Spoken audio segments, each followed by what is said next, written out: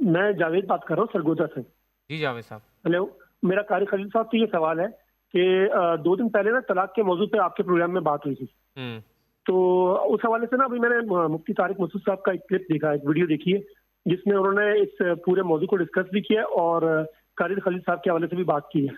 اور انہوں نے کہا کہ جی اہل حدیث افراد جو ہے نا وہ طلاق کے موضوع میں نا باتوں کو گھماتے ہیں. تو میں پوچھنا چاہتا ہوں قاری خلیل صاحب سے کہ یہ اس حوالے سے کیا کہیں گے؟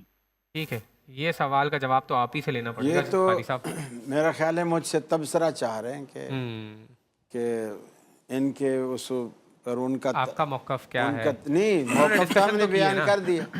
اب جو ہمارے بارے میں کہہ گئے ہم یہ کہیں گے کہ جتنا گھمانے میں وہ ماہر ہیں پاکستان کا کوئی شخص ماہر نہیں ہے. ٹھیک ہے, اگر بات اس طرح کی جاتی ہے تو پھر اس نے تو انہوں نے جو کچھ کہنا تھا اپنی ویڈیو میں کہہ دیا.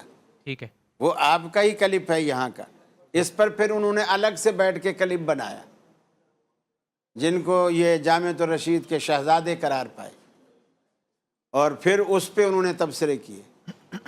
تو اس طرح بہت ساری باتیں یہ کرتے ہیں اور بعد میں پھر معافی بھی مانگ لیتے ہیں, رجوع بھی کر لیتے ہیں.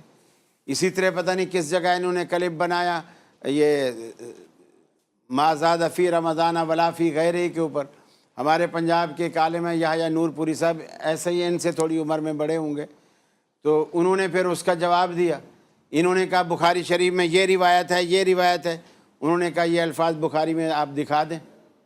پھر گھر آ کے کہنے لگے وہ سبقت لسانی سے میرے اس سے نکل گیا, ٹھیک ہے وہ بخاری میں وہ الفاظ نہیں ہیں. تو اسی طرح قرآن کے حوالے سے جو کچھ انہوں نے کہا, تو اس طرح ہمارے منہ نہ کھلوائیں, یہ طریقہ صحیح نہیں ہے. میرا خیال ہے سوال کرنے والوں کا بھی طریقہ صحیح نہیں ہے. اور پھر بعد میں کہنے لگے میرا تو مقصد یہ نہیں تھا, میرا تو مقصد وہ نہیں تھا.